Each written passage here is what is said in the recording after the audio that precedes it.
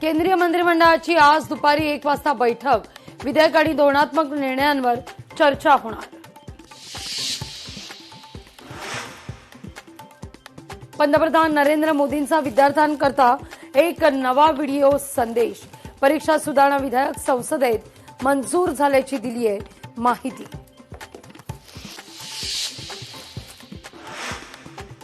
Palette गनवर बंदी नाहीच, सर्वोच्च न्यायालयाचा निर्वाळा.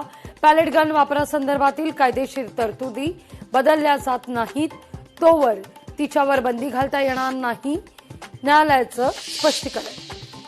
शरद पवारांचा आज मुंबईत सत्कार सोहळा. सत्कार सोहळ्याला दिग्गज नेते राहणार उपस्थित.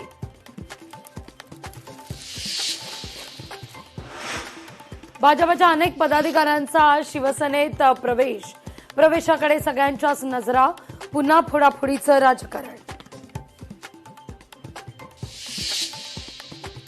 भिवंडीत धोकादायक 4 मजली इमारत कोसळली. 7 जणांचा मृत्यू.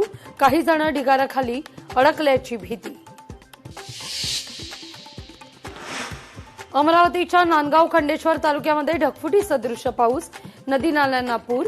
100 लोकांचं स्थलांतर. बांगलादेशात पाऊल ठेवता शेख हसीना यांना अटक होणार. बांगलादेशच्या कायदा मंत्र्यांचा इशारा.